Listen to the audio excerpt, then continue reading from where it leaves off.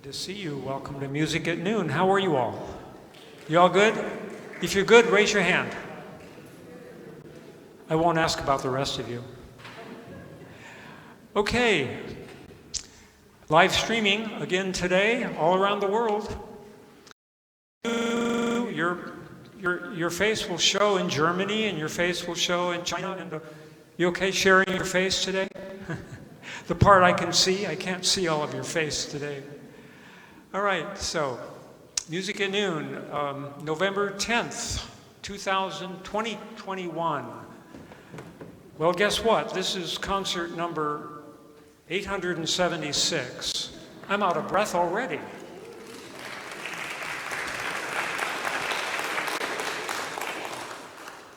We are so lucky that Julie Hochman has friends. Without friends, we wouldn't have a quartet today. So this is Julie Hochman, cellist, Julie Hochman, and friends. And guess what? Her friends play viola and violin. And who might they be? Well, they would be Sandra Togashi Chong is playing violin. Randy Fisher is playing violin. Kate Capra is playing violin. And Julie has been my contact, and Julie Hochman, thank you very much for thinking out of the box and doing what you four people love to do, which is play Beethoven. And this isn't any old Beethoven piece. This is one of his last pieces he wrote. It's String Quartet number 13, Opus 130, which is probably one or two opus from the end of Mr. Beethoven. And they're going to chat with you a little bit about the music and maybe a little bit about Beethoven. I don't know. I know that I finished a big biography on Beethoven over the summer, and I learned a whole lot more about Beethoven. And one of the things that you probably know is that he was extreme. I mean, he was out of the box. If he couldn't outdo anybody else, he wasn't happy. He wanted to outdo himself. The next project had to be bigger and better and more fantastic. Had to be faster, had to be louder, had to be bigger. Beethoven, well, he didn't have very many friends because you didn't want to be in the same room with him, but every publisher wanted him. So, very interesting man. You're going to hear 45 minutes of string quartet music, so enjoy the journey and enjoy the conversations that you might hear in between movements. And I think Julie wants to speak with you now. Do you want to do that up there?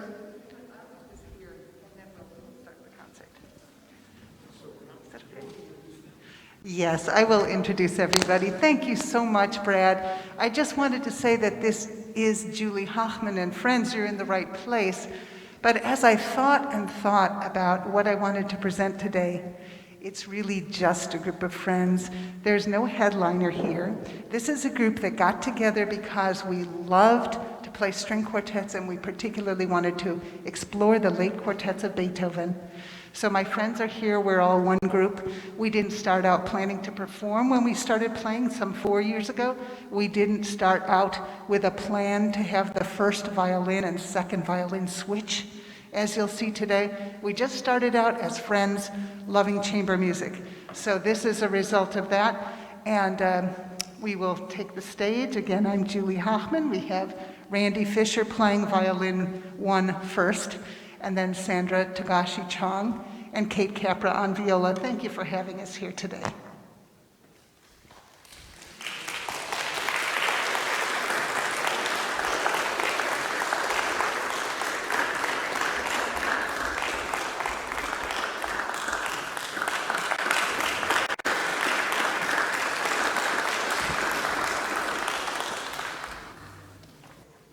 Get the paperwork that way, always the hardest part of any job, right?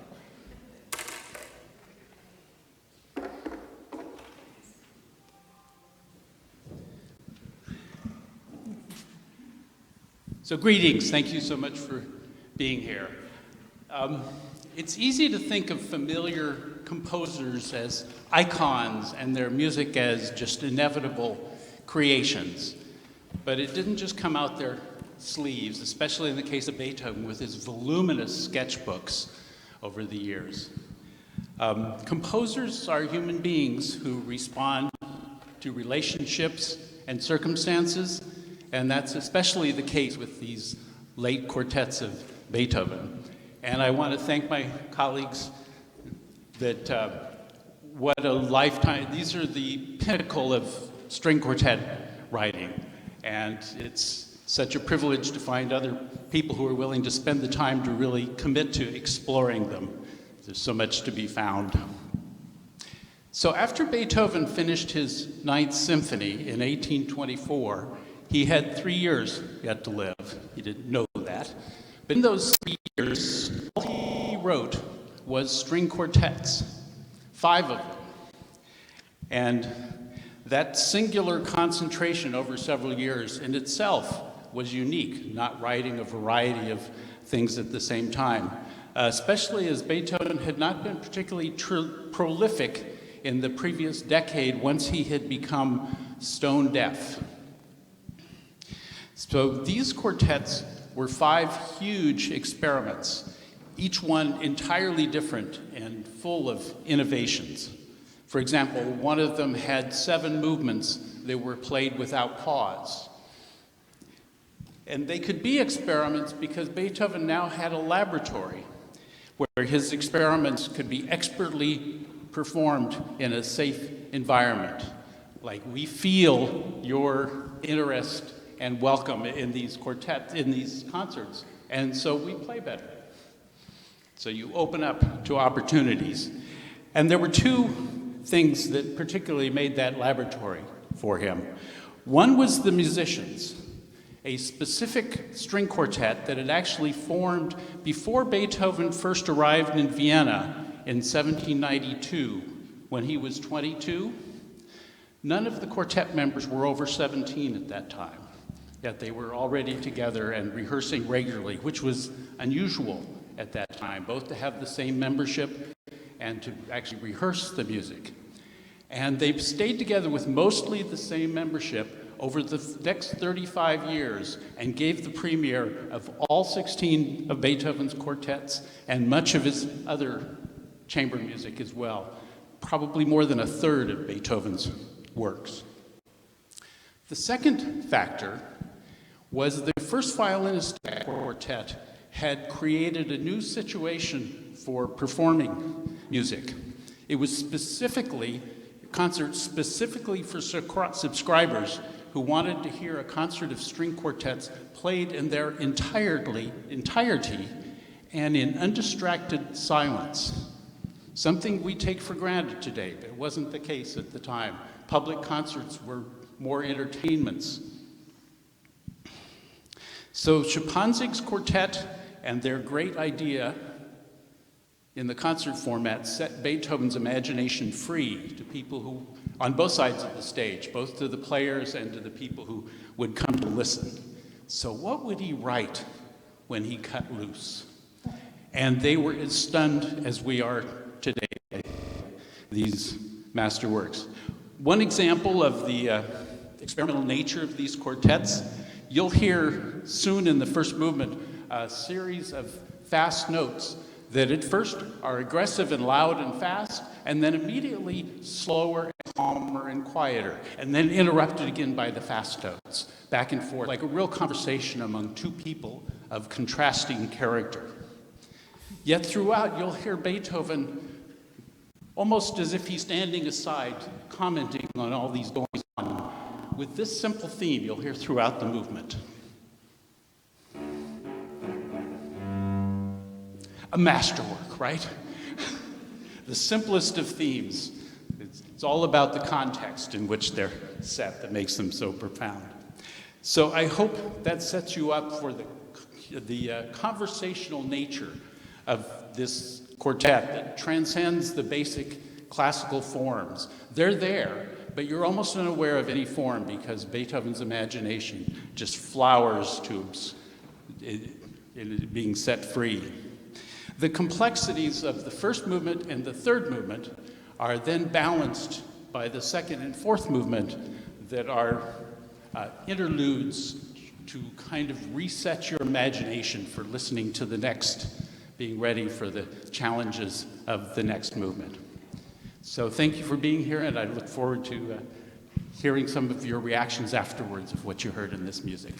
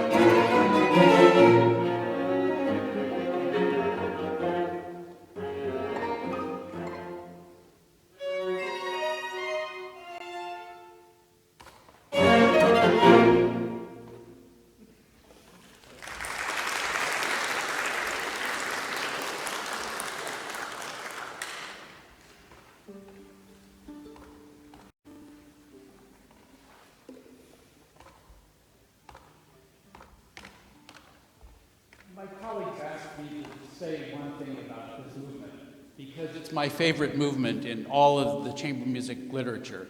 And the reason is, it seems to me almost a portrayal of how our minds work. Probably it's not linear. You know, probably while you were listening, you thought, oh, that's a lovely phrase. I wonder what I'll have for dinner tonight. Gosh, I hope my kid made it to school all right this morning. Oh, that's another lovely phrase. You know, our minds are reflecting on what we just thought. They're thinking ahead. Our thoughts rarely go linearly. We train ourselves to do that in science and logic. But in our daily life, see if you don't find somewhat of the way your mind leads you through your day in this movement. There's almost no two measures that are closely related to the next few measures. But yet it all comes back and reflects.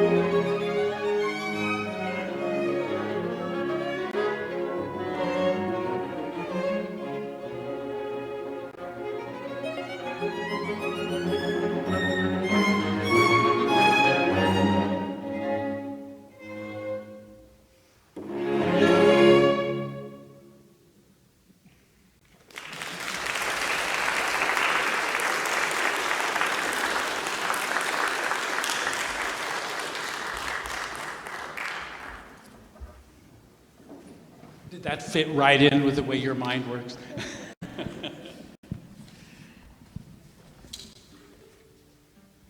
So this particular work, one of its unique features was the last movement was a fugue that turned into such a huge fugue that it had been separated into another work. But it wasn't planned to be such a huge fugue. Just as he was writing the other movements, it just grew and grew and grew. So then the quartet was set up for how to balance these movements and what to do to prepare such a huge fugue, what to prepare the listener for the calm to then have such a great adventure. The last year of Beethoven's life, the publisher finally persuaded him to replace that fugue with another last movement, which is what you'll hear today. The movement that precedes it is one of Beethoven's most beloved works. In 1977, NASA was planning to send a pair of spacecraft, Voyager spacecraft, that would pass all the planets and continue on forever in interstellar space. So they decided, just in whatever minute chance of ever encountering something millions of years hence, to attach to the side of those spacecraft a plaque that included designs that showed something of our scientific knowledge and accomplishments and where we are in interstellar space, and also a number of cultural facets of life on the planet Earth. And Dr. Carl Sagan actually was hired to put this together over a year before the launch.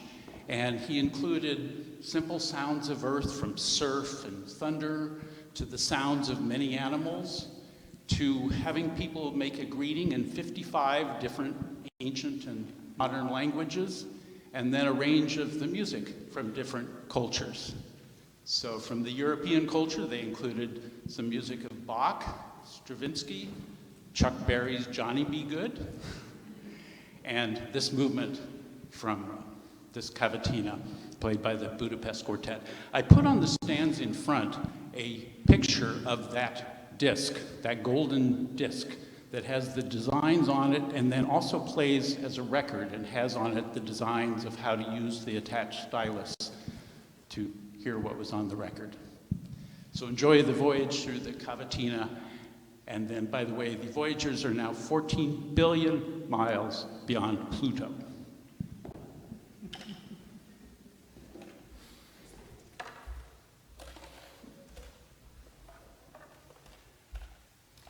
But first, the tedesca dance, and tedesca means Germany in Italian.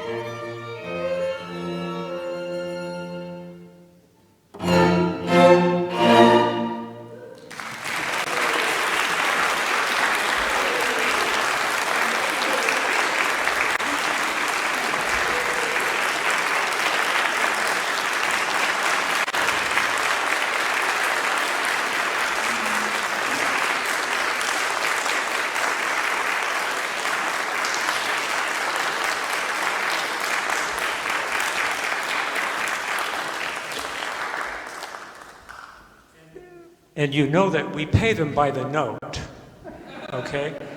So we have extra large offering plates today, okay? Well, what a huge work that was of music and of effort on your part, but of course a loving effort, isn't it? And actually, based on my previous comments, that music was quite digestible. Some of Beethoven's late music gets to be almost atonal, doesn't it? But this worked quite well in my fairly conservative mind. How about yours? Did it work okay for you? Yeah.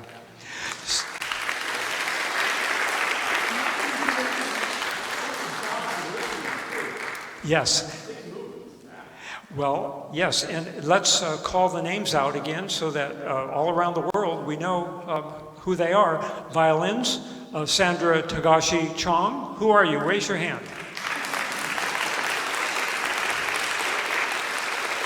I think we know who Randy Fisher is. He's another violinist. And Kate Capra on the viola. And the coordinator that works with me is Julie Hochman, cello.